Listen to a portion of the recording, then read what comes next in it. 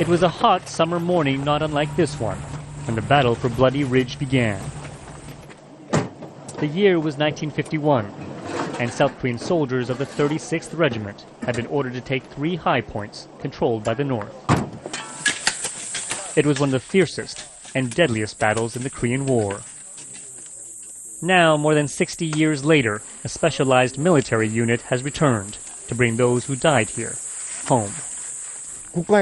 We should have done this much sooner, but for some reason we didn't. Although it is belated, I believe it's not too late. Families are still searching. In the battle for this ridge, it is estimated that some 20,000 soldiers on both sides were killed.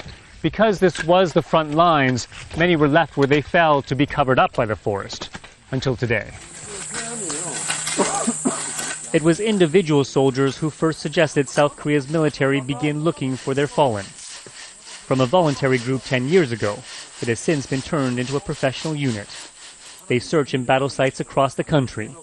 All its members are soldiers, but now come with archaeology backgrounds.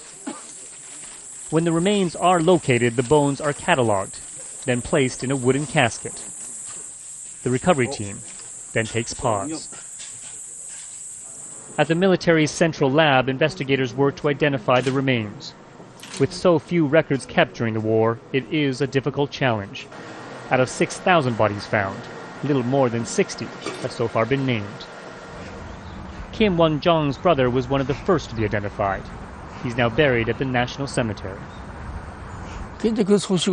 For a long time in my mind and in my heart, I was saddened. But when I found out they had found my brother, I was relieved. I'm glad he's buried and in a decent place.